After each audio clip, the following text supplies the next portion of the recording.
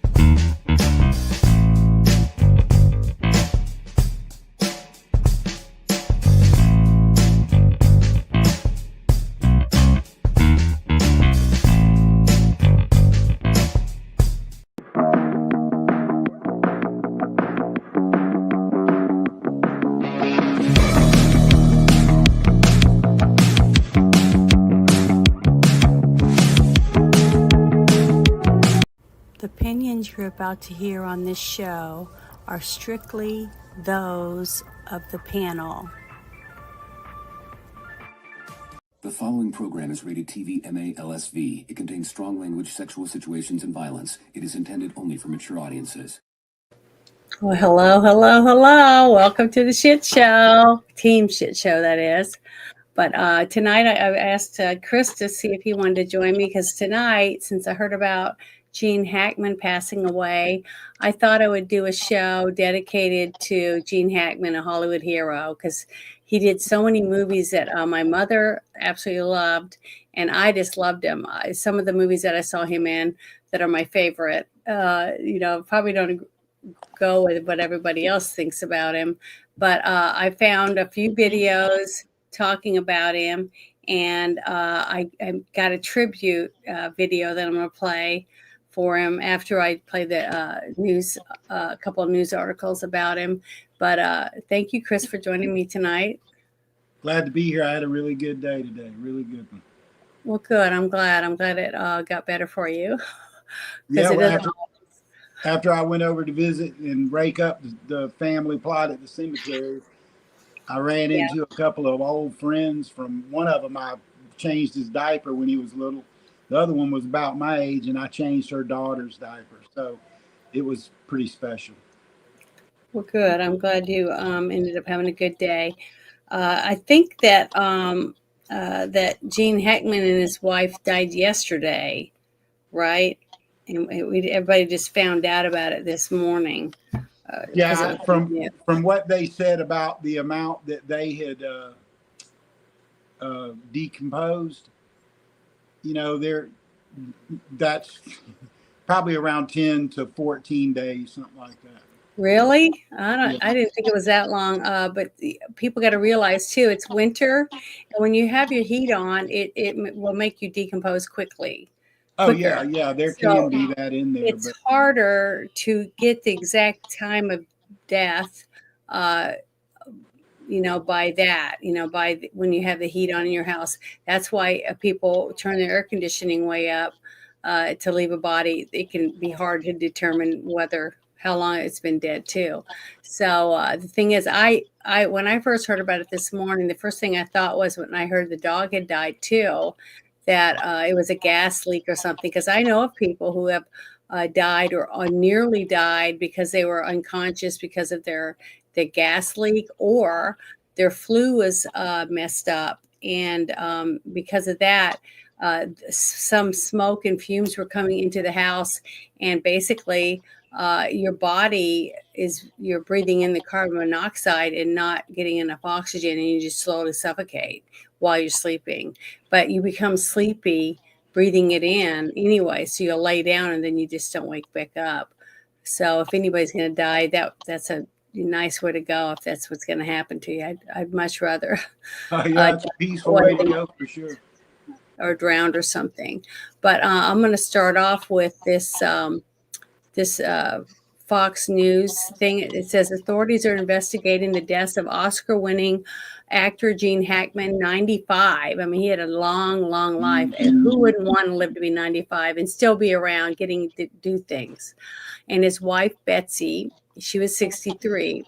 as suspicious after their bodies were found in their New Mexico home. A search warrant affidavit states that both showed signs of decomposition, and her hands and feet were showing mummification. Now, that does happen if you hit the heat up. So it just depends. We'll find out more as they get more information in. But I'm going to play this really quickly for everybody. So this breaking story developing at this hour about the legendary actor Gene Hackman and his wife and their dog, all found dead in different rooms at their home in Santa Fe, New Mexico yesterday, according to investigators. Now, this search warrant calling the deaths, quote, suspicious enough to require a thorough investigation and search. Chief Correspondent Jonathan Hunt reporting live from Los Angeles. Hi, Jonathan. Hey, Martha, and we just heard directly from the sheriff himself, the Santa Fe County Sheriff, Aiden Mendoza, who really didn't add much to it other than confusion. He said there were no obvious signs of foul play, but they're not ruling out foul play. So that added to the mystery that we got in this affidavit earlier, where, as you said, the deputies attending the scene decided it was, quote, suspicious enough to warrant this investigation. Now, that may, in fact, turn out to be just a statement of the blindingly obviously, Martha, because if you walk into a house, you find two dead people in different rooms, then obviously it needs to be investigated. But the word suspicious is obviously what has caught everybody's attention there. What we know from the affidavit is that Gene Hackman was found in a mudroom of the house. His wife, Betsy Arakawa, was found in a bathroom, and near Arakawa's body, the deputies apparently found an open prescription bottle and pills, in their words, that were scattered across the area.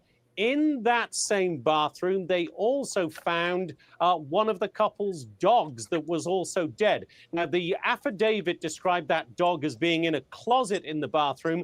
The sheriff just clarified that and said the dog was actually in a kennel in the bathroom. But really, none of this answers the mystery as to what happened. We also understand that the bodies were found ultimately, first of all, a pest control worker trying to get into the house, and then he called security workers. They said they hadn't seen the couple for a couple of weeks. So the bodies also were largely mummified.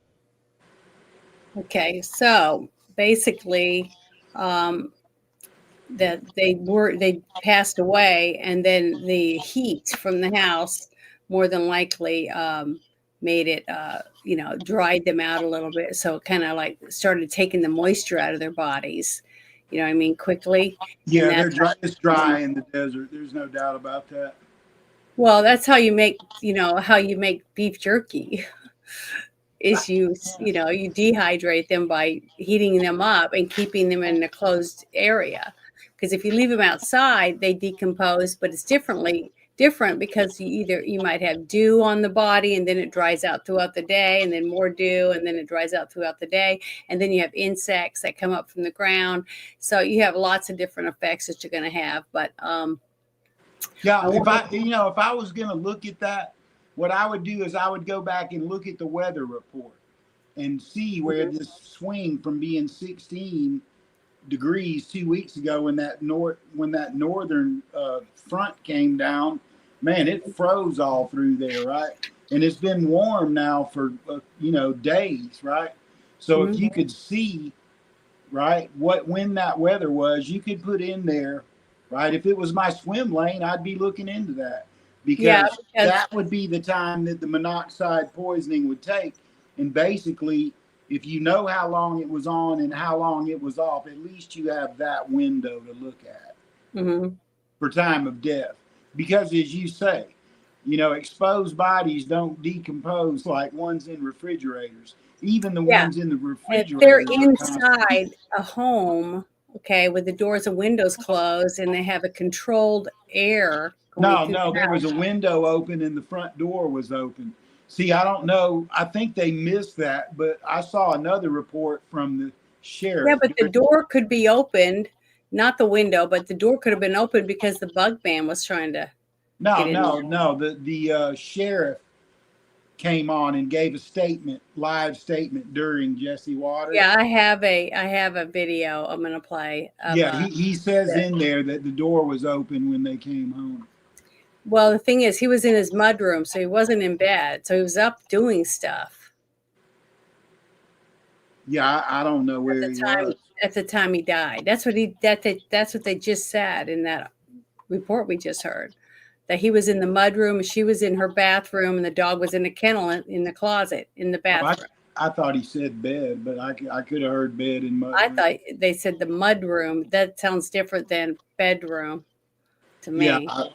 Yeah, they're but kind of. When I play the next news thing, then we can do it. But I'm going to play. I want to present this video really quick and play it for everybody. It's game time. I don't know that I've ever really found a time in my career where I really said that to myself. I am an actor. I still am saying I want to be an actor because I don't feel as if I've given that ultimate performance where I can actually say, yeah, that's it. You think your average juror is King Solomon? No. He's a roofer with a mortgage. He wants to go home and sit in his Barca lounger and let the cable TV wash over him. And this man doesn't give a single solitary droplet of shit about truth, justice, or your American way. The National Security Agency conducts worldwide surveillance, fax, phones, satellite communication. The only ones in the country, including the military, could possibly have anything like this. Why are they after me? I don't know, and I don't want to know. When charging up that damn hill, they shot his glasses off. They put on another pair. I forgot about this. One. He said, "Follow me." We did. Because we was too damn ashamed not to. I think that you have to have some sense of ego about yourself to be in this business, number one. I have a great deal of confidence about myself as an actor. That doesn't mean that I think that I'm king of the hill, but I think you have to have that. You have to have that sense of command about what you do. Give him a missile key.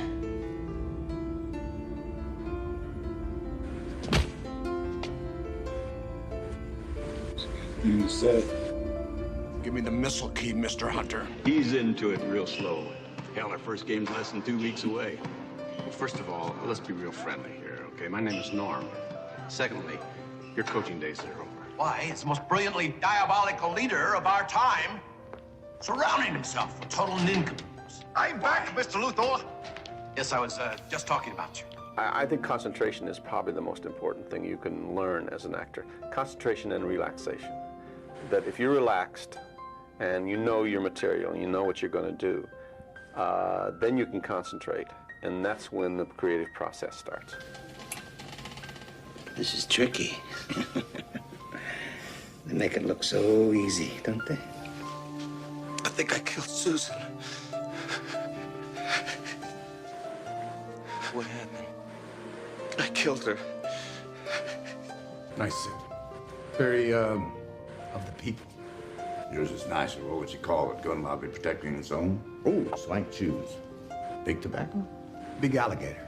Wrestled it myself. And you can talk to any actor and he will tell you the same thing, that when you're on and when you're doing it right, it feels great, and that's what you're looking for. You're looking for that great feeling. He saved my life, 30 years ago, I was knifed in a bazaar in Calcutta. He carried me in the hospital on his back. Who stabbed you? He did. You ever cheat on a woman?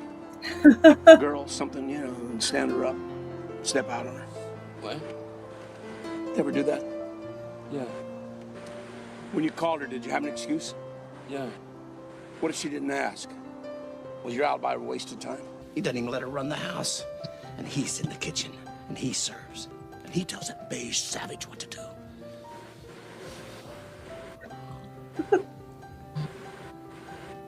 If a man were to know the end of this day's business ere it come, Oh, I love that but it movie. suffices that the day will end, and then the end be known.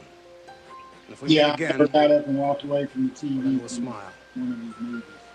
And if not, then this parting was well made. What else would you like people to remember connected with your work? Oh, I think just that I was a competent actor and that I did some kind of honest portrayals of maybe some interesting characters. He's wonderful. God, he was such a good actor. But I did love him in Birdcage. I just absolutely loved him in that movie. To see him, like I'm going to show him here in a little bit in the video, it was just shocking to me because I saw him as Lex Luthor, a badass. And then I saw him in the movie The Package. My mother loved that movie. She had it on her, I don't remember, I think it was VHS or something like that. And it was just such a good movie. She'd watch it, a couple times a year. And she just really liked it. He was just a very good actor. And man, it's just, even though he was 95, and I'm so thankful that he lived so long, that he had such a good, wonderful life, and he had a wonderful wife and a happy family or whatever, and raised his kids. And you got to do all the things that most of us want. And he also got to have a dream job that anyone would want, to get to pretend to be other people, you know? So I don't know. It's just tough. I mean, it really is. It's really sad to lose such an iconic person as Gene Hackman. He was just, and he was served in the military. I pulled up a couple of little things about him because he was in the military. He was a Marine. Did you know that? Yes, 7 years, I think. Okay, because I didn't realize that he was in the military until I started reading about him. But I pulled up this Wikipedia page and I was going through it. And yeah, he was born in 1930. Wow. I mean, he was old, but he was just amazing. I don't know a single person, unless they're a little kid that didn't know who Gene Hackman was, in some form from one of the movies he was in. I mean, look at all these movies. He was Lex Luthor in Superman. He was in its sequel, Superman 2, Quest for Peace, The Poseidon Adventure. That was a movie my mother loved. Scarecrow, The Conversation, A Bridge Too Far, Under Fire, Power, Loose Cannons, The Firm, The Quick and the Dead. Oh, I got that movie on DVD. I love that movie. That's a good one. Behind Enemy Lines, Behind the State, The Birdcage, which I loved, absolutely loved. Runaway Jury, Welcome to Mooseport. Now, I haven't seen that one, but he had, look at every one of those movies. How many of those were hits? He picked his movies. Unforgiven, forgot about that one. Oh my God, I love Clint too, right? That is absolutely one of my all-time favorites right there. He made his parts so believable. Like he didn't just play a part, he convinced you that was a real person. And it didn't matter how many times you had seen him, whatever role he played, it's like, wow, how does he do that? He really sold his part. And you can't buy that. You can't buy it. You're born with it. You do not buy that. Yeah, he had a talent because he was whoever he portrayed. It was crazy how convincing of an actor he was.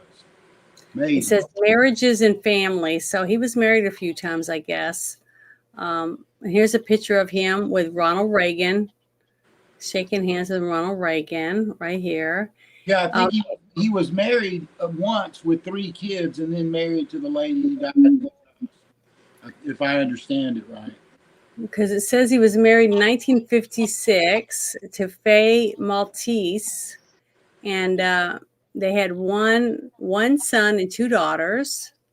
And then he was out often on location making films while the children were growing up. They divorced in 1986 after 3 decades of marriage. Wow.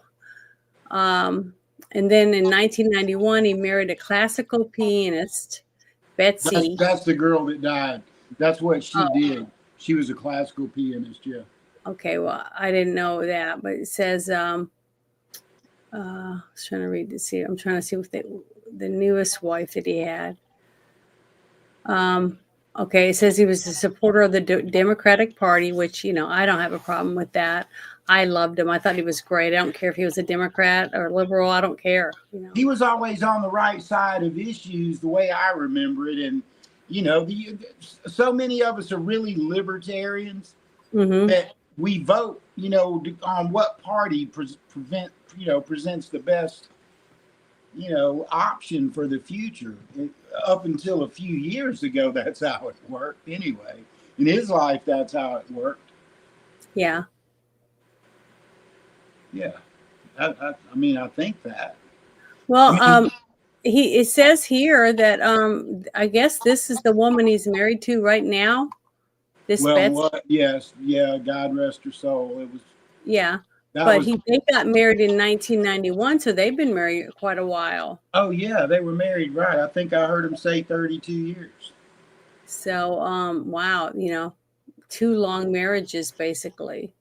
But yeah, I didn't, you know, I didn't know for sure how long he'd been married and stuff. But let me shut this other little video I'd like to share. So hold on, let me present this. Share screen. Let me see which one it is. No, I don't think that's it. Oh, just give me a second. I'm trying to pull it up. Yeah, he got married the second time. He was 61 years old. I mean, that's, you know, that's a late marriage, really. Okay, this was a video someone posted. I think it's so cool because it's from the movie Superman where he's Lex Luthor. And then these are the, which one is your Lex Luthor? So here's 2 other actors that played him, but nobody did it to me as good as Gene Hackman did. I just thought he was just exactly what I felt Lex Luthor would be like if he came out of the comic book. But I want to share this video real quick. Make sure. I'm going to pause it for a second because I don't want to get in trouble for it. But look at him. He's supposedly wearing a toupee or a wig. Remember, because he takes it on and off. Yeah. In the movie because he's bald. And look at the clothing he's wearing. I mean, it's like he walked right out of the comic book to me. I just love him, and he's so articulate when the way he speaks and stuff. Like he's trying to portray himself as a genius, basically an evil genius, which is what Lex Luthor was from the comic book. But look at that. I mean, aren't all 3 of them dead now? Yes, that's right. They're all gone. It's 3 people that without these 3 people, this scene would never have happened. And this was one of my very favorite. He's, you know, I'm not going to play the rest of it, but basically this is when he finds out that Lois Lane is out there. Remember that scene? Yeah. And when she dies because she gets swallowed up by the sand and stuff, and she falls in the crack. And that's when he spins the world back around again because he's so upset. Yeah. That was a really, really good scene. I remember I cry. Every time I see that scene, I cry for Superman. He was such a good Superman. He was icon himself. But Gene Hackman was just so talented. I just adore this man. It's a huge loss for our industry. I mean, honestly, to me it is. But yeah, he just was wonderful. And let's see, I want to go here really quick. This website for Gene Hackman. This is his IMDb page, and I'm going to share this link in the chat with everybody. I'd like to, if I can get my copy to work. Copy and paste is for some reason is not working very well, but look at all this stuff. I mean, there's so much information on here to go through. There's so many pictures from all his shows. He's been on TV. I mean, he's been on so many TV shows as a guest. There's 689 pictures on here. So and you can come and look at all his movies, and it has the rating of the movies. I mean, 7.7, 7.6, 7.7, 8.2 from, you know, people. going through here, but these are some of the movies that he's been in right here. This list. This is just a small list of them. But I mean, I'm just in shock. Basically, I just cannot believe that we Yeah, lost. the outpouring of people, saying without him I wouldn't have had a career, and those kind of comments were countless from the creme de la creme of whoever's left alive in Hollywood. He was a king in the business, no doubt. Yeah. Yeah, Jeremy, I know he didn't die. He didn't die naturally. I'm pretty sure he died from carbon monoxide poisoning or a gas leak or something like that. I don't think that he just died of a heart attack or whatever, it just, but I don't think they were murdered. I don't think someone came in there and poisoned them or anything like that. They were just living their life, husband and wife and their pet. And it happens to many, many people. I hate to say that, but you don't clean your flue on your chimney in your fireplace. That can cause people to die in their sleep because they got a fire going and the fumes are coming into the house. Little things like that. Janet, one of the died in his house. Just a minute. He's saying he was mummified. Yeah, we know it's because he was in his heated house for weeks after he died, and that's what happens. You put beef jerky in the oven to make beef jerky, and you use the oven to heat it up and dry it out slowly. At a certain and you keep it closed. You have to keep it closed up. But yeah, it was sad. So Janet, what the big clue to me is that there has to be a window in there that when this happened, because the dog who survived probably went under a bed, right? I heard that. Yeah, but I heard that there was a dog outside too. Yeah, there was one outside, but as far as I know, that's not an inside dog. No, I know, but the door was open. So the other dog could have been outside and went inside when they came home. The live one. Yeah, I mean, that's true. They could have run in and out. But if whatever killed them was in that house for a long period, it would have killed those dogs. They would have come in there to go to sleep, right? That's my point. Maybe. Two dogs were still alive, and they were both in and out of that house. And I thought the dog was laying by her in the bathroom. If she was in a crate, oh, hell yeah, she got affected worse than any of them. Yeah. When carbon monoxide gets into an HVAC system, okay, but you got to know this one thing. Comes out everywhere. When you're a human, you're walking around, your head is higher towards the ceiling where the fumes are all going to be at, right? The dogs are low to the ground. And if the door was open and they're low to the ground, there's going to be a slow moving air. Now, I'm not saying that they weren't affected by it, that we won't know until they're tested. But what I'm saying is blood work will tell. Yeah, once they have the blood test back, we'll know more about it. But people don't tend to crawl around on the ground. That's why sometimes during those types of things, gas leaks like that, that the babies, toddlers that are crawling around on the floor live and the parents die. You see what I mean? Yeah. If you're in a fire, rule number 1 is get your head on the floor. Okay. You will die trying to walk out standing up, no doubt. It'll kill you trying to walk out. That's what I'm saying. We'll have to wait and find out once the toxicology tests and stuff come back.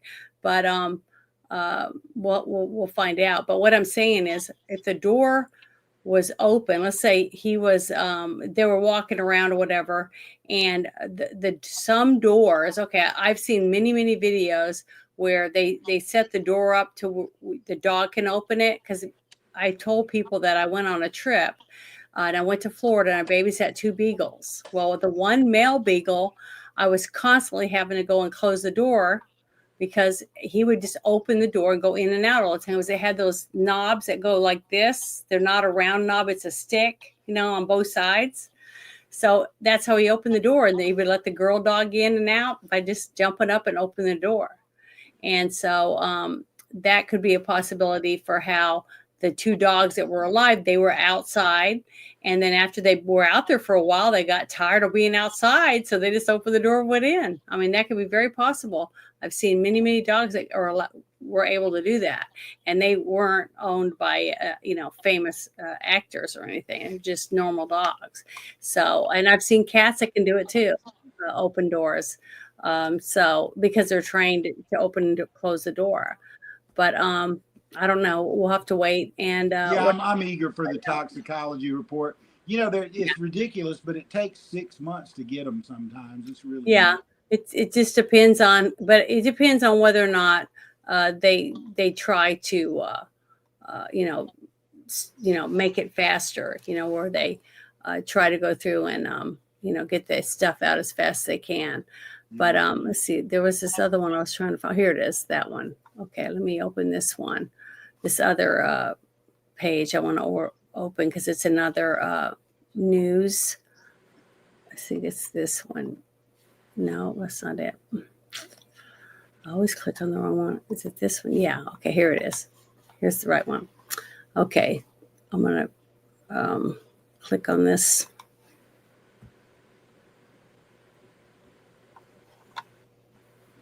I know. I sure didn't realize he was as old as he is. He really kept his age amazingly.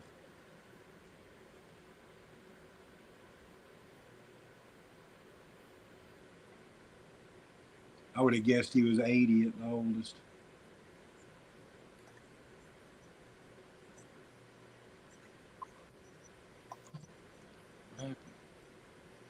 Oh, darn it.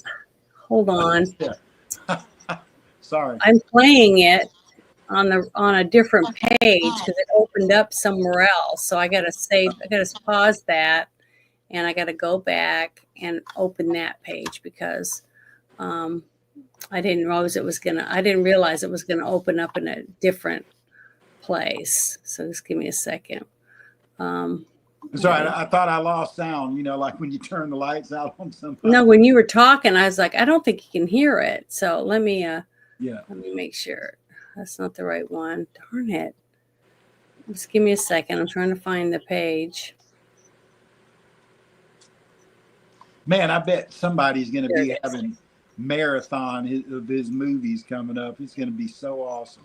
Yeah. Can you see this? My mouse moving around? Yeah. Okay. Because I'm in another portion, so I can't see what you're seeing until I get it going and stuff. I got you. Yeah, I got you. Yeah, we've struggled to release as much information as we have. There may be a press release that comes out this afternoon. The search warrant was executed just before 10 o'clock p.m. last night, and so they've been working diligently through the night and starting again in the morning to completely process the scene. And so we're still in the preliminary steps of the investigation. There's not a lot of new information that's available, but we will try to include that in our press release this afternoon as soon as the investigators hopefully are finished processing this. Can you confirm if they have been deceased for a long period of time? I was told maybe a week or two. All I can say is they have been deceased for quite a while. That's a determination that's better suited for OMI and the experts, but it sounds like they had been deceased for a while, and I don't want to take a guess in reference to how long that was. Who found them? Was it the two maintenance workers, I believe? So from what I understand, there was a gentleman that was doing some pest control work that had gone to the Hackman residence, and he noticed that they weren't home, which was odd, I guess, as far as he was concerned. He made contact with a security officer that was there, either patrolling or in the subdivision, and then it was a security officer that went to the house and had discovered the individuals in the home. You guys are ruling out foul play, though. We're not ruling it out. What I did state was there was no obvious sign or indication of a foul play. There was no immediate sign of foul play. Haven't ruled that out yet. This is an investigation, so we're keeping everything on the table. I think the autopsy is going to tell us a lot, and any evidence that we collect, but I haven't ruled any of that out yet. Can you talk about the carbon monoxide aspect? I know they tested for that. Yeah. So obviously it's it's not I wouldn't say odd, but it's not normal to find two people deceased in a residence. That's concerning. And then there was also a dog that was in a kennel that was also found deceased. We don't know the cause of that, obviously, but on our experience and working on cases like this, that is a possibility. Because of that, we called in the fire department, we called in P&M to go through the house, do some testing to figure out if it was even safe for our officers to go in and process the scene and execute the warrant. They stated that it was safe. I don't have the details of exactly what they located or what they didn't locate. It was determined that it was safe. We had been going in and out of the house. I don't know if that affects, if there was a concentration of any gas, including carbon monoxide. So, that's yet to be determined. What did it say to you that the front door was open when their bodies were discovered? Yeah, they were home. So, I don't know if that was, if it was left ajar. There was no indication of a struggle. There was no indication of anything that was missing from the home or disturbed. That would be indication that there was a crime that had occurred. There was no indication of that. As far as, there could be a multitude of reasons why the door was open. Obviously, a very high-profile case. You're getting attention from all over the world. How does the department handle that? The same way we handle every other case, with caution and with facts. We want to make sure that we get the investigation completed properly, and we want to release the proper information. And sometimes that takes time. And so I just ask people that, and then the media, to be patient. We will release as much information as we can when the time is right and when they're factual. I hope they settle this quickly, and I hope it's tragic already. Yeah. And I hope that they settle it quickly. But, there was something I heard him say in there, and I was like, ooh, I kind of, well, I'm just going to not say it. Well, he's the guy that was there to service the house said that they weren't there, right? Mm-hmm. Well, I mean, only a few things would tip him off to them not being there. And if there's cars missing, they wouldn't talk about what kind of cars it was or anything like that because they don't want to. Well, that's not true either. If they could have 3 cars and one's in the garage, or someone could have picked them up and took them somewhere, so there could be cars, and then or someone, Yeah, I'm not trying to speculate on why. No, I know, but and also, see, this is what I think is going to happen is that I have known a lot of people that have yard people that come. They have had maids that come.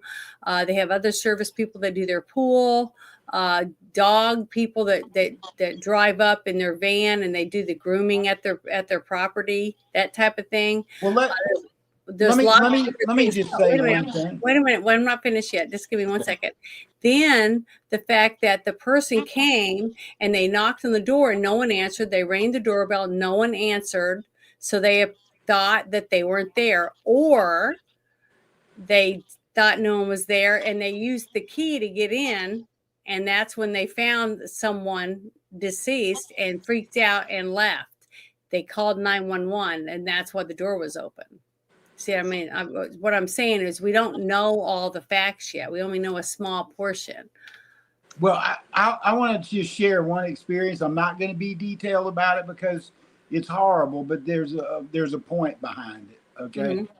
So I got a phone call from California because I was the executor of a will for this guy. His family lived in California.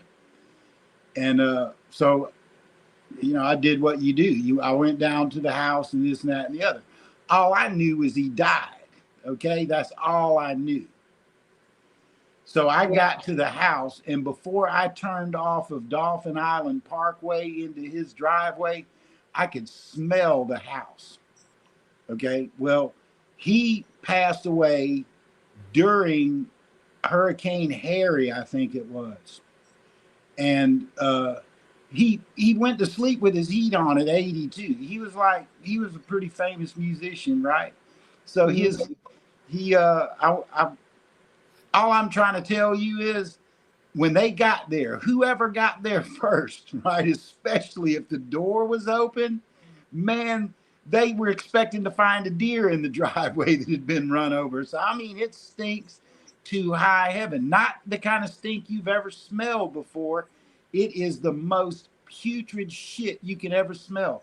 I came home when I came home from that trip because I went to the sheriff and talked to him. I was like, oh my God, there were 10 trillion flies in that place, right?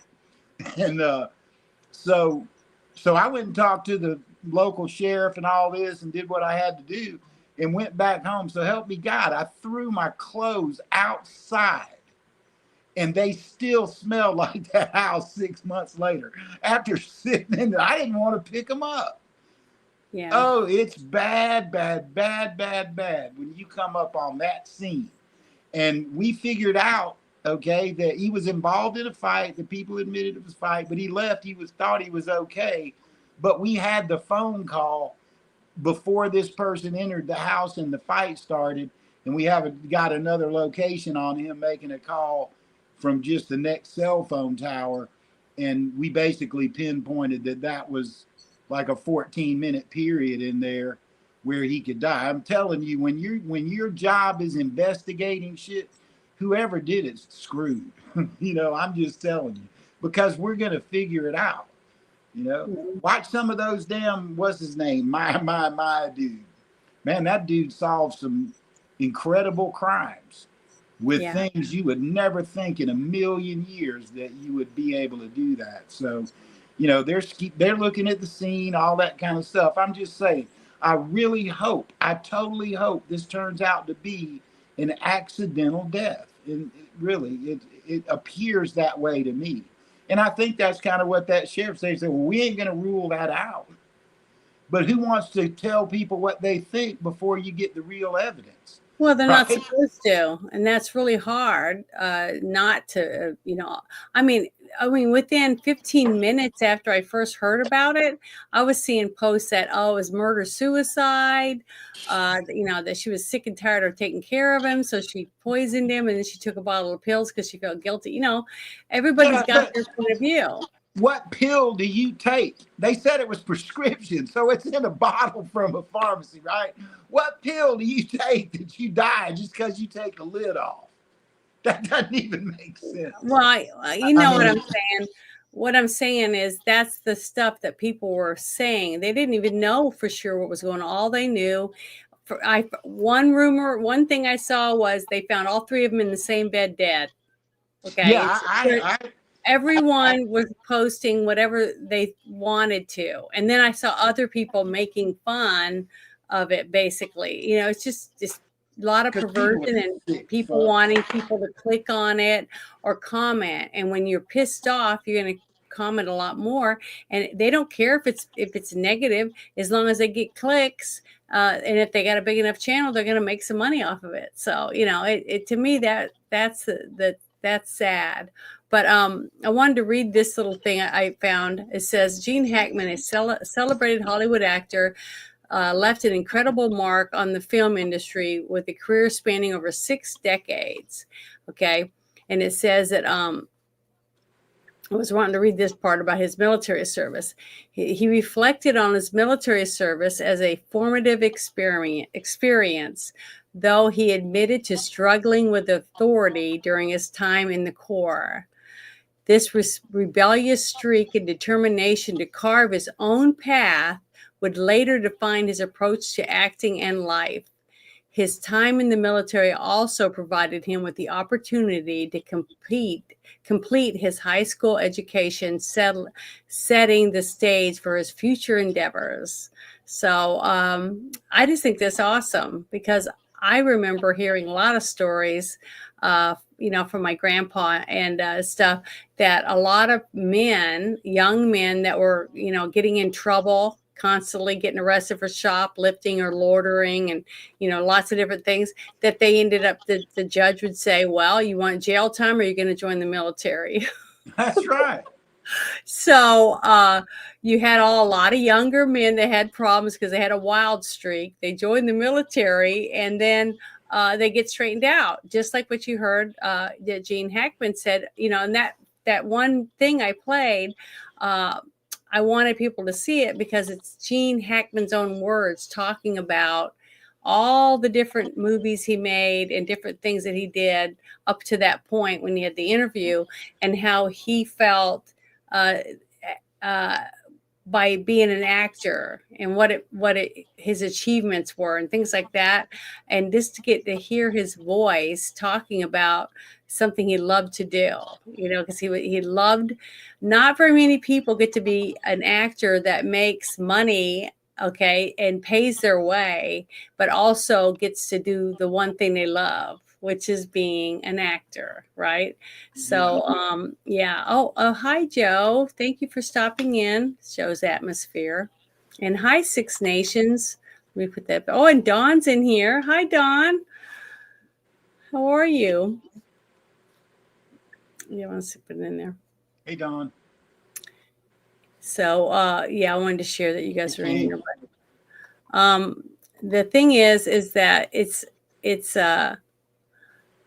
to me, it's sad that he's gone, but how many people get to live to be 95 years old? That I just want people to realize that this is a person apparently that took pretty good care of themselves to make it that long. He must have done a lot of things on his own outside, and took care of a lot of things because he enjoyed doing it. And that's why he stayed around this long. But what would be interesting to me on that note is what his parents did, because the crash was in October of 29, but this kid's born when nobody can even get cheese and bread, right? I mean, my dad was a child of the Depression, and man, they were cut from a different mold than we are. I'm telling you that right now. They suffered economic shit, and then they had a golden age for all. You throw the wars in, whatever. They did have a golden age. Technology boom, television, the automobile industry, man on the moon, getting food brought to your door from the grocery store because you're too lazy to go get it. I mean, this cat saw a lot of shit, man. Trust me. He had one of the best lives a person could ever live. And I hope that we have that same sort of, intellectual awakening as we come into the golden age, where we, do those things for the next generation.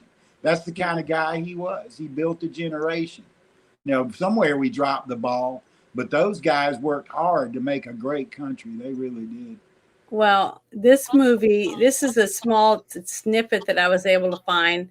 The channel or the page was in Spanish. I couldn't read it, but when I saw the video, I was like, oh, I just love this movie. This is one of my favorite movies that he was in. And I know a lot of people didn't really like it, especially with things that were just happening in the last couple of years. But the story around this movie and the iconic character that Gene Hackman plays in this movie, because of his upbringing and how he's raising his son, and now his son's about to get married, and he's meeting the parents of his daughter's fiance, right? And a whole bunch of different things happen during this time, and he has to be able to sneak out unrecognized. So there happens to be a bunch of drag queens around, and they're able to help him get a disguise so that he can escape without the press seeing him at this location. And I just love this movie, and this is the scene. And when I saw him like this, I just died laughing, because this was something I never expected. And I think that this right here shows you that if you are, no matter who you are, one of the manliest actors I've ever seen, like Clint Eastwood, but able to do this part and make it believable, for his character. It was great. So here I want to share it. I seen William Dafoe did the same thing in another movie, but this scene was just a phenomenal scene.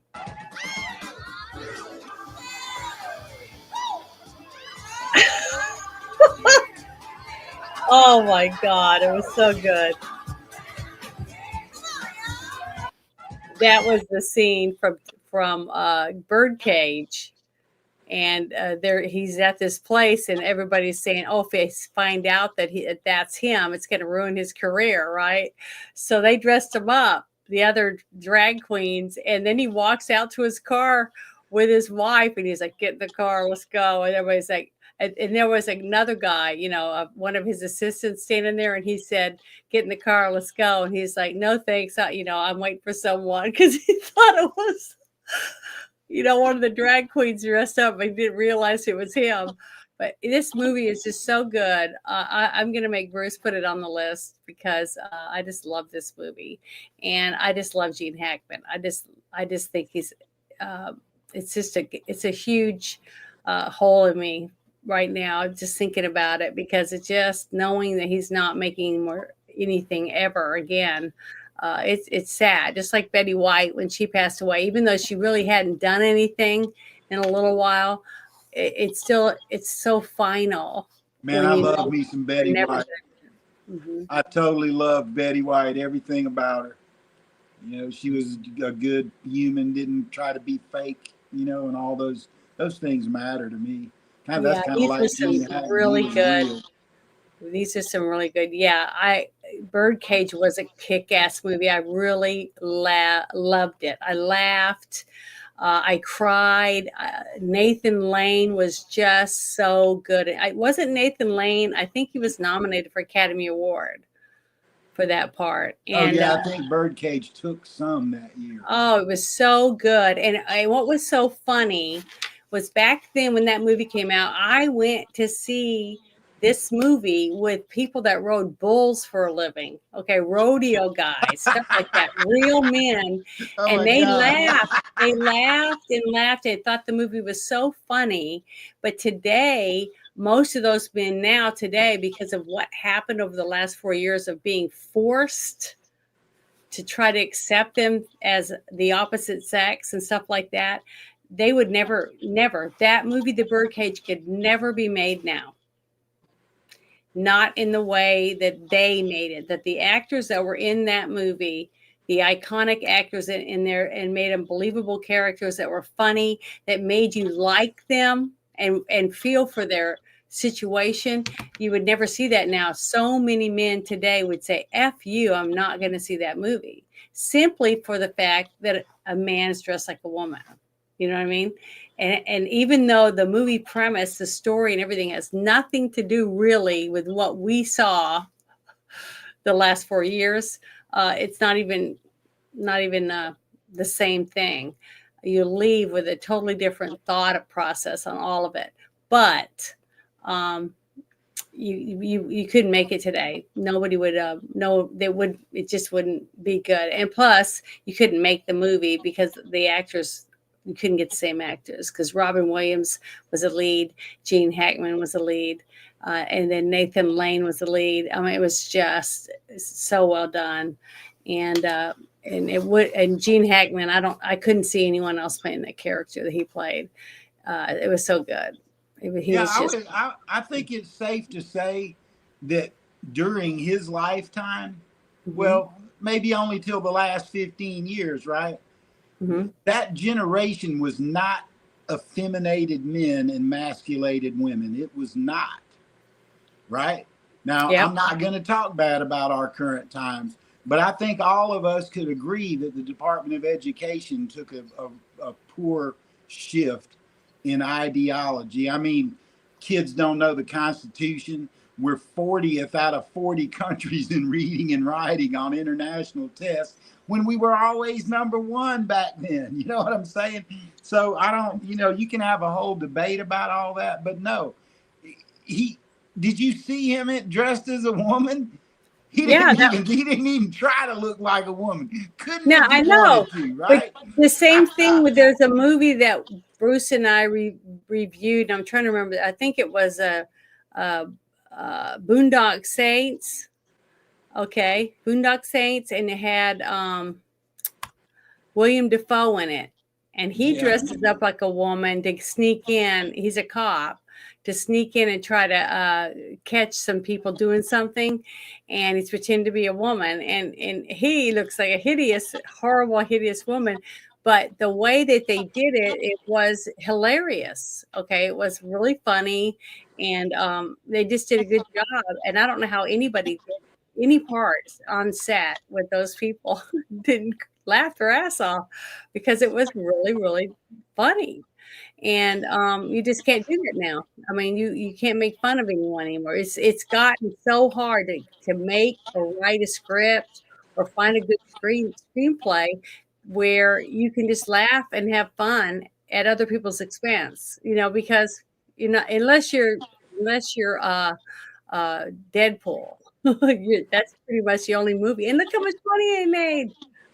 I had two different girls I dated over, like, between 2000, might have been 98 or something, and maybe 2009. Mhm. And both of them were tall, big boned girls with German, Yeah. they came from German, and they had these like gruff voices. And Yeah. in both cases, we had names where I could be the girl and she could be the guy. And so with each one of them, at one of the Halloween parties, Halloween was like our biggest holiday at my restaurant, bigger than July 4th, bigger than Christmas, all this, right? It was a big to do, right? Mhm. And two times I went as the girl in the couple and she was the guy, and we dressed the part. And when people ask me like, dude, what are you doing? I'm like, are you fucking kidding me, man? It's a joke. I can do this and be comfortable because I know who I am, whatever. Well, I did that. I've dressed up as a guy. Halloween. I went to a Halloween party dressed up as Jim Carrey as the Riddler, had the bodysuit and everything. And then, did you ever watch Mad TV? Yeah. Okay. Well, there was a character called Handicap Man. Did you ever see Handicap Man on there? Yeah.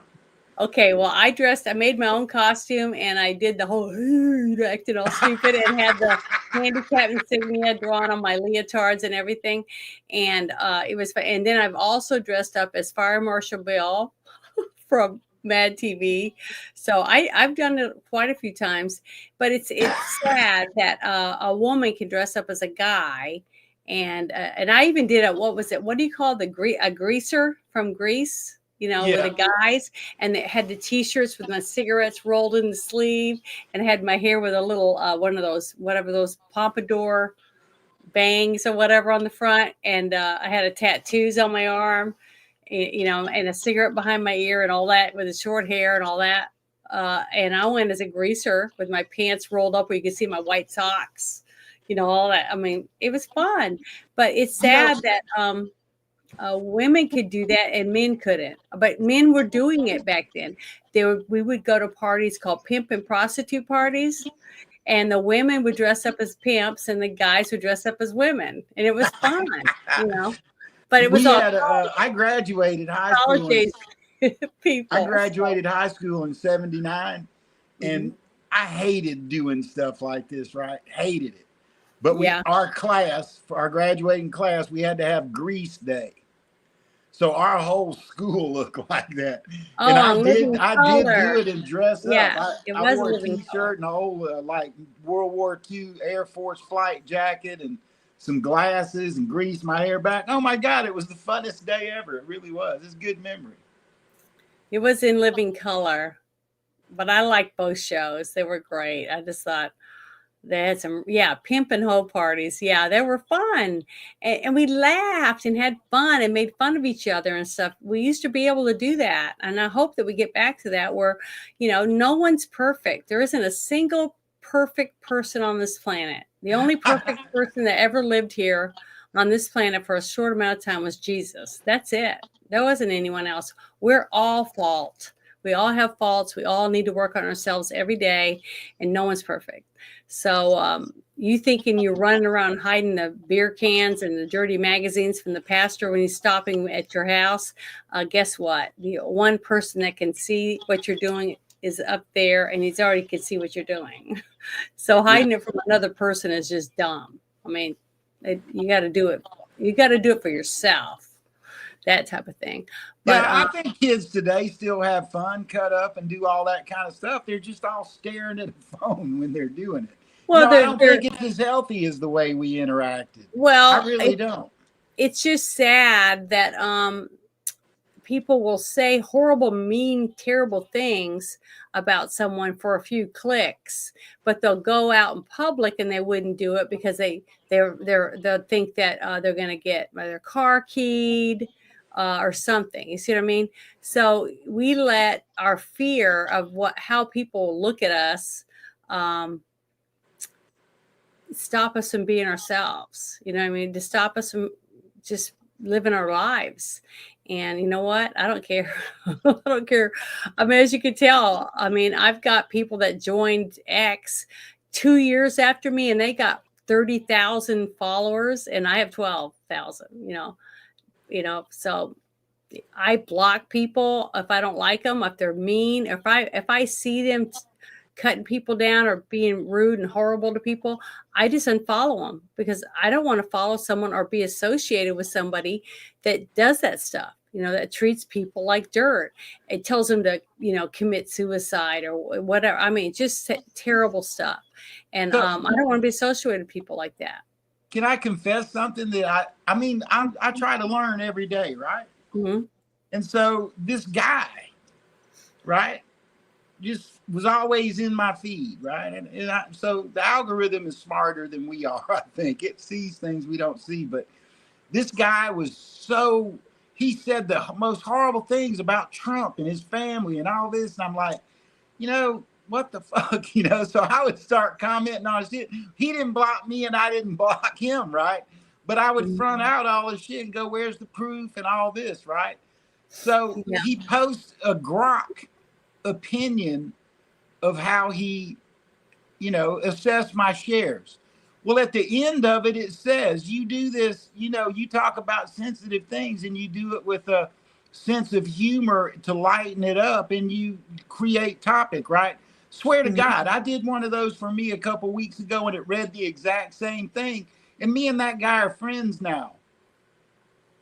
Right? Yeah, we don't see things eye to eye, but I think that plays into what you're saying about how aggressive our language is in here and how get the fuck out of my face and fuck you. That's when you go to the coffee shop, you don't act like that. What's the fuck with the phones? I mean, really, come on, man. It's because people are braver when nobody knows who they are. And most people don't use their own picture. They don't use their own picture. They use, a flower or that little Asian lady. I get at least 5 follows a week from the same Asian woman. Yeah, they suck. And some of them have men's names. So I don't know. It's just weird. But I want to play this. This is another video that I want to play real quick. It's from Mississippi Burning. So let me play this. It's only a little over a minute long, but I'm just trying to, show Gene Hackman in how wonderful he was and how much we're going to miss him. Down here are some coffee shoppers still stupid enough to believe in democracy. You can rest assured, sir, we know our rights under the law. Well, you know something, all right. I bet a chopping dollar on that. You know what, Anderson? You're starting to get so far up my nose, I'm beginning to feel your boots on my chin. I can't hear a word of that, Janet, if that helps you. Oh, I got it turned up as loud as it'll go. You have to turn it up on your end. Yeah, I'm up all the way too. Sorry. I wanted to ask you about Indian Wells. Did the fight really take place? Sure did. It's true that you gunned down 4 men. 2 with my left hand, 2 with my right hand. You see, the truth is that I am just as good as I know. Fastest gun in the West. And that, the biggest liar. It's a pity you weren't there. You diseased maniac.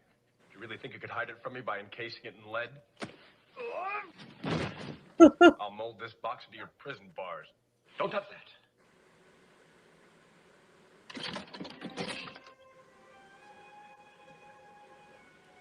I told you. It's kryptonite, Superman.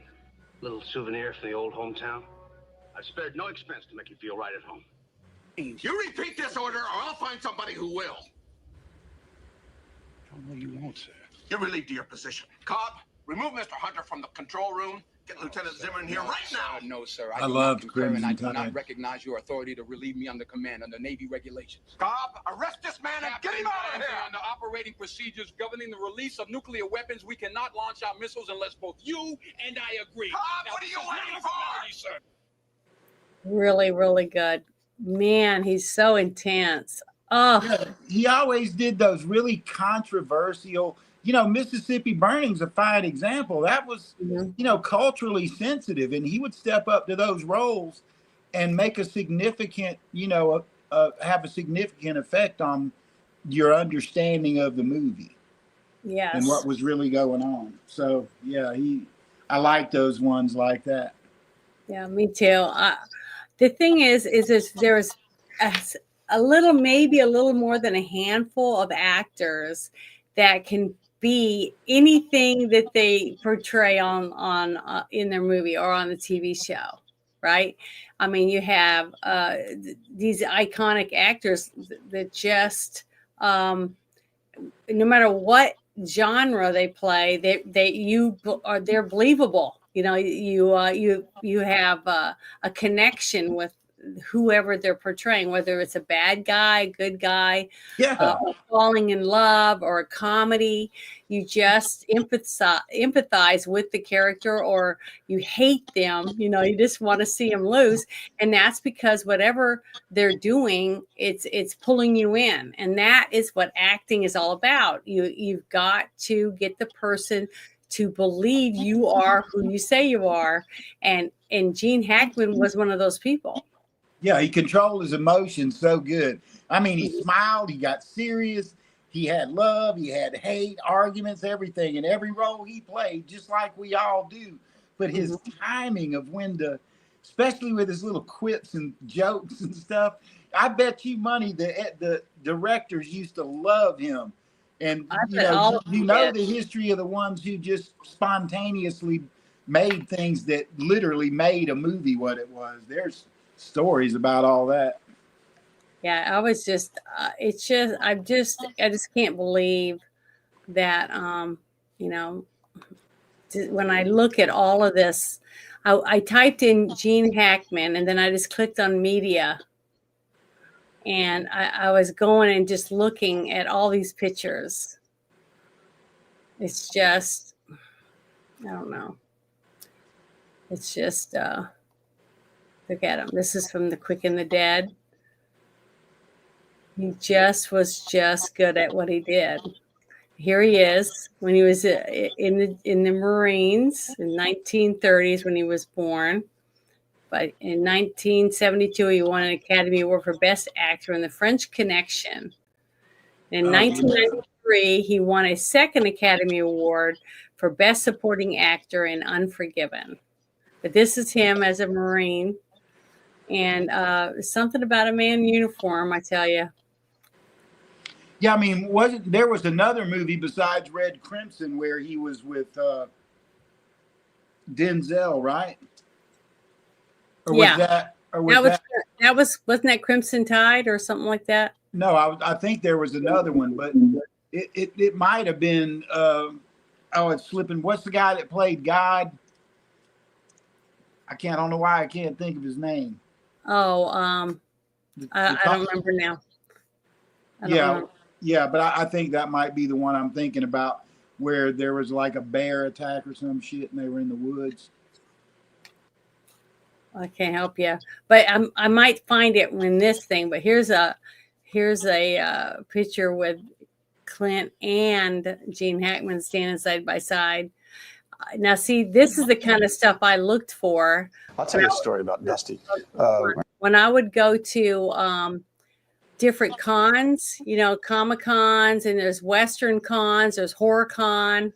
You know, you go and you take your pictures, your magazines, your books, comic books and stuff, and you go and you get to meet your icons and you get them to autograph your memorabilia. Okay. I've done many of them. I just got to meet William Shatner and Christopher Lloyd dressed as a Andorian in a Star Trek uniform. It was great, and I love it. I've gone to Rocky Horror Picture Show dressed as Janet Weiss. I've dressed as Columbia, and I've also dressed as Magenta. And I love it. I enjoy it. It's fun. I get to meet so many other people that love the same stuff, and they're not ashamed. They're happy to enjoy entertainment, and Gene Hackman enjoyed entertainment. He enjoyed being an entertainer. So did Dustin Hoffman. I mean, look at this man. This is another man that became whoever it was he was trying to portray for us to enjoy. And I don't know, I just can't do it, but I want to play a little bit of this. I know what you're gonna I tell me. loved Tell him about the in money you lent me. I know you tell this fucking story. Funny story, I think.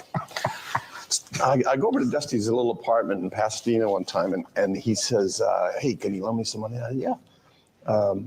My wife was working. I wasn't working, but my wife was working. So we both lived. I said, "How much you need?" He said, "I don't know, $5 or whatever." And more than that. So I go into his kitchen, and he has these mason jars up on a ledge, and one of them says rent, one of them says entertainment, one says books, one says about 5 of them, all labeled electric, and they all had money in it except the one that said food.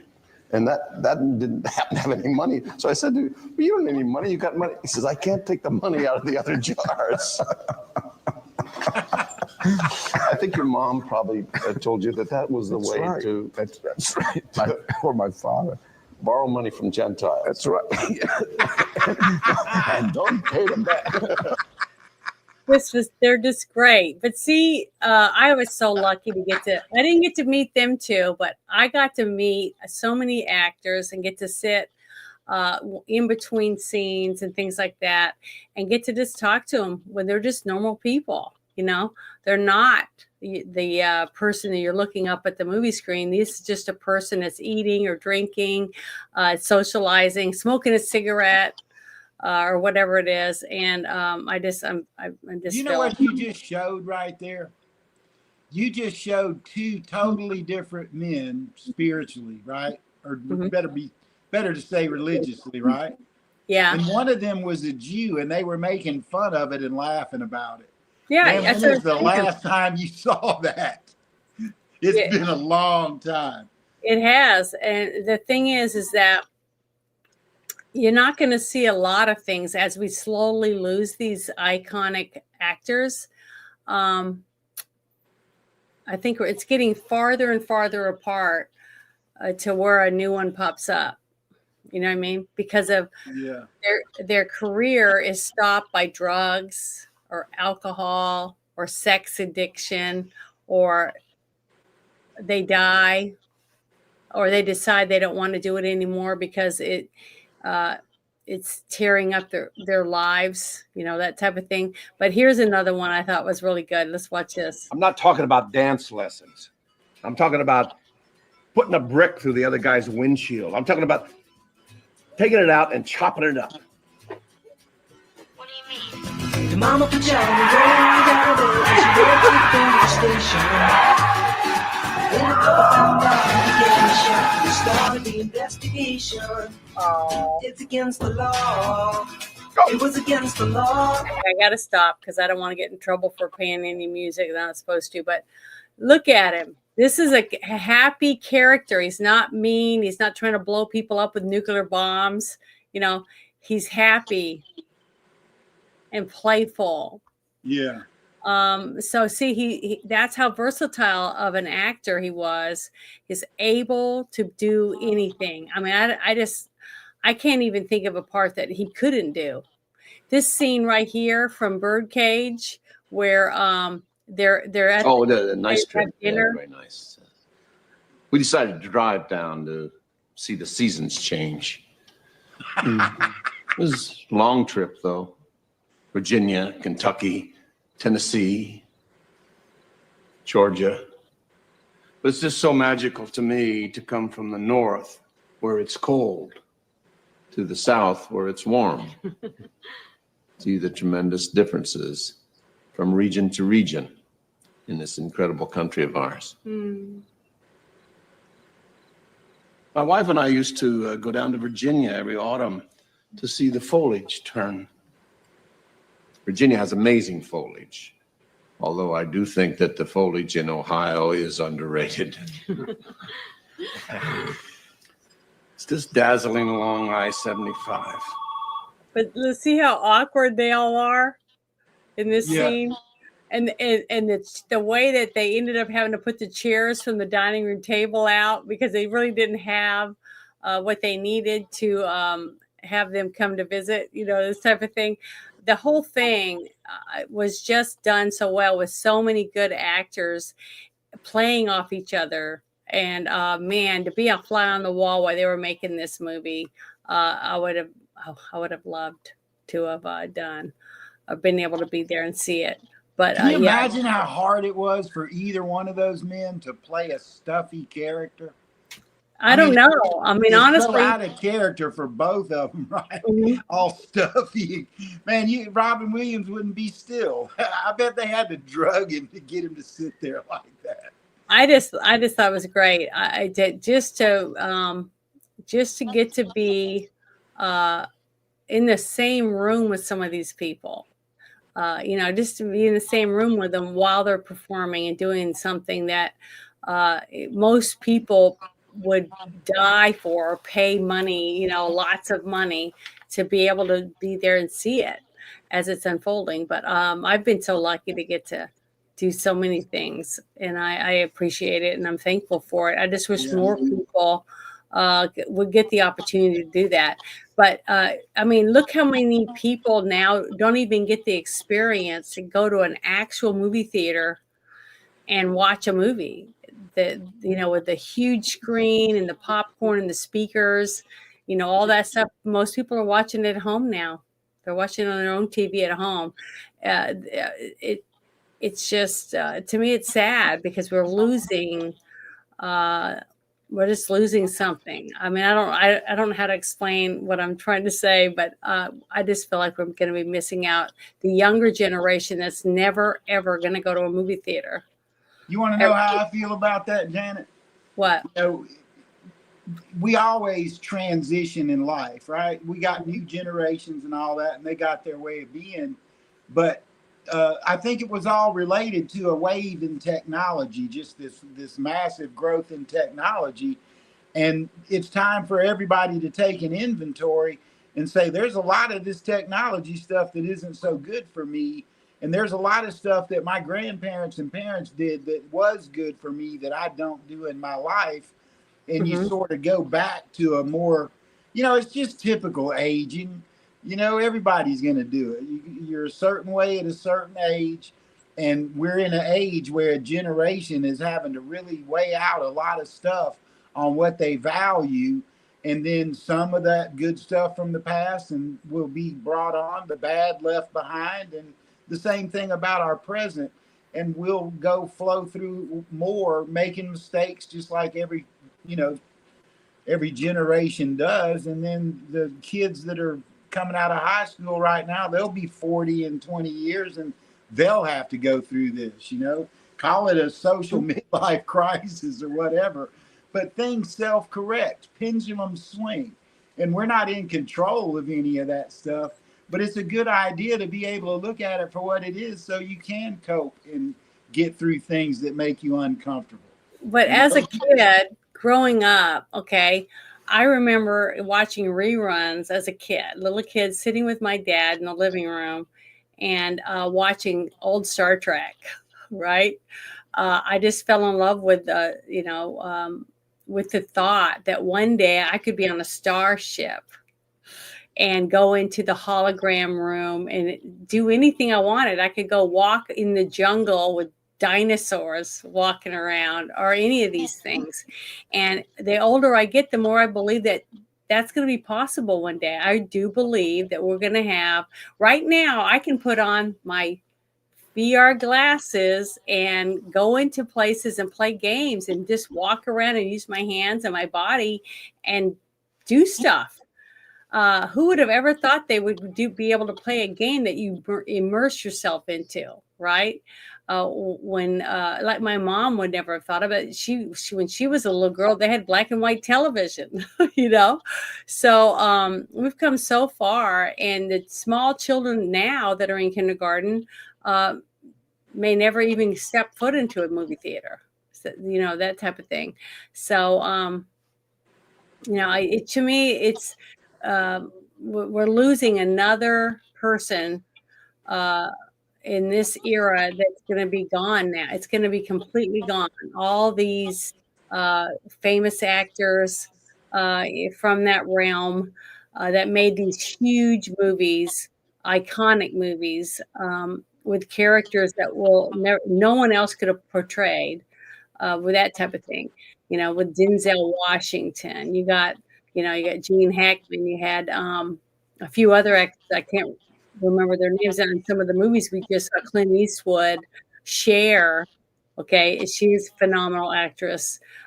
We've just had some really good actors and actresses, and as they die off, and we start putting AI in instead of real people. I mean, I'm just saying, I'm seeing uh, an end. You know what I mean? To Hollywood, basically, the Hollywood that my mother loved. You know, she loved watching the Academy Awards and those different things, and seeing all the stars dressed up. You know, and what their gowns look like. It was just a big thing. It was something to look forward to, and now, you know, I just don't see that happening for our grandkids one day. Yeah, I don't. There's okay. So some of the plans they're making in the White House right now, right, hold so much promise. It's unreal. And what they're trying to do is they're trying to deregulate, right, and decentralize. And what that does when an economy begins supporting itself, and it's not relying on the federal government and all that. So let's take a paycheck. Where does the paycheck go? You get your paycheck, you pay taxes on it, then you go to the grocery store, you buy stuff, you pay taxes on that. The guy at the grocery store, now he's going to take that money and he's going to go buy his food or pay his mortgage or whatever. So people misunderstand. They hold money and they think that money does one thing. That money spreads through your local community and buys something for everyone who touches it. And because of what they've done with our insane bureaucracy, by the time you know, the money's not worth it. They put us in debt. They've been having to take anything and everything they can from us to pay that debt off. It lowers the value of the dollar, and that's why we're decentralizing. If the states maintain their stuff, it's going to put more people at work. It's going to keep the money in the communities longer, and people will be able to have, you know, what it is they want in their state. What happened in the last 4 years in this country with the federal government trying to rule subjects when we are a nation of citizens with liberty has caused a tremendous scar. But I think, you know, through pain comes all growth, and we're just fixing to go through a growing thing. But you have to have vision and understand, you know, what are these actions are they taking? What does that mean in Keynesian economics? What does it mean in cultural, you know, growth and manufacturing popping up, and each state having its own power supplies? You want to use a Tesla tower, use a Tesla tower. You guys need wind, you need wind. Why does Washington, D.C. have to have their grubby hands on windmills when the only place you can really find them is Kansas? I mean, you're up there in that area, so I know you know what I'm talking about. It's a damn nightmare, and the people who own them say it's a nightmare. Well, Right? you know, remember what Trump was saying, that whales were beaching themselves because of wind turbines, and everyone was laughing at them. Well, then I found a couple of videos showing them in boats out there trying to prove that you go out and you put the sound meters down in the water outweighs quite a ways away from all those giant wind turbines that are in the water, and it's so loud to a sensitive whale or dolphins or any of that use sonar to get through the water, and they're beaching themselves because they can't hear. It's basically making them go crazy underwater, and then they talk about how they care about the environment and all the different stuff. They don't even want to clean the forest because of it. So, all of it goes hand in hand. So a whale's entire sense system is built on electromagnetism and frequency. When the way they school, the way they like have babies up in Puget Sound, and then they go down and swim around in Japan and Thailand in what's our summer, right? Mm-hmm. So when you put something like that in the ground, that literally it's like the alternator on your car, except it's that great big thing it's 40 feet long and 20 feet around, and it's creating this massive amount of electricity which has to flow through the water. And anyone who knows anything about electricity, the electricity is not just inside that wire. The wire is only to prevent the two wires from touching and creating a short. There's a field around every electrical flow. And with something like that, and then it's going through 10-inch, 100,000 kilovolt cables, or however they're getting it on shore, then that is another electromagnetic field, and that fucks up everything about them. They try to talk to each other. Those vibrations are right in those where they squeak, in that sometimes where we can't even hear it, just like we wouldn't be able to hear those electromagnetic signals. But I will add on top of that, a couple of recent whale beachings were nowhere near any of those, and they were just related to the magnetic shift. So, yes, that does happen, but there are other things that cause it. Well, I want to play this one last video before I have to get ready for bed. But I want to play this one video. I thought it was pretty good. It says The French Connection. Rest in peace, Gene Hackman.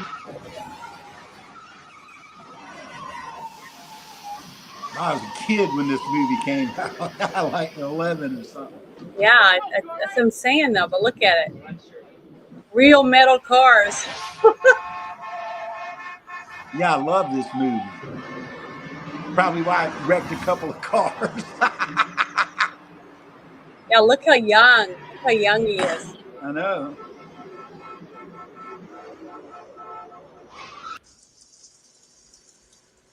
Well, sir, you are a cowardly son of a bitch. You just shot an unarmed man. Well, he should have harmed himself. He's going to decorate his saloon with my friend. You'd be William Money out of Missouri. Killer women and children. That's right. We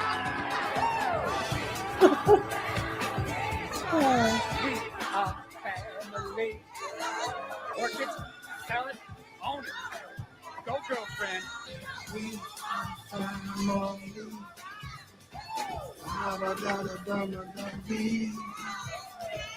We are family. No one will dance with me.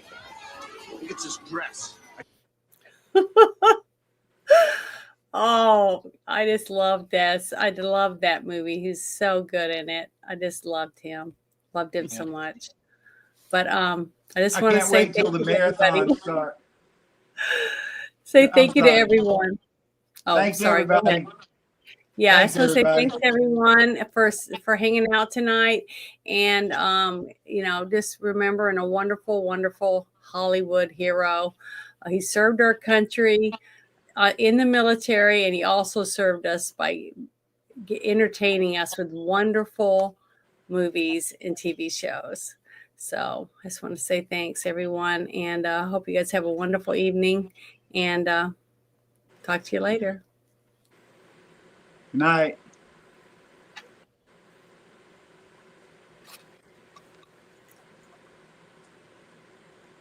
I tried to push play, or it's not working. Darn it. Not doing anything. because it won't. I It's cannot believe how fast 9 o'clock swept up tonight. no, it just keeps moving. I'm sorry, you guys. I'm having some problems with my computer. I don't know what is going on. It's locked up. It will not move. My mouse is just like sitting there and not letting me do anything. What happened to you? I got stuck online. Why? I'm stuck. I mean, nothing will move. That's This funny. program is not working.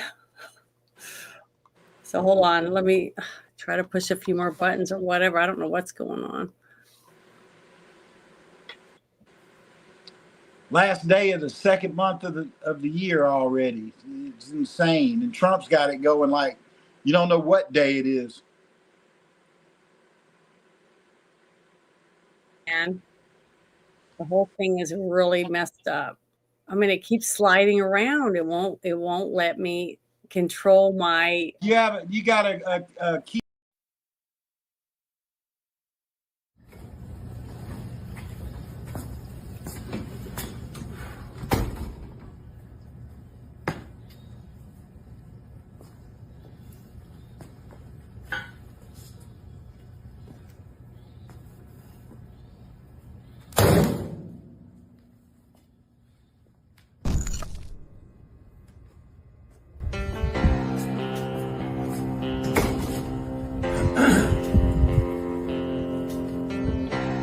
First off, let me convey to my family, friends, and supporters that now is not the time to gloat.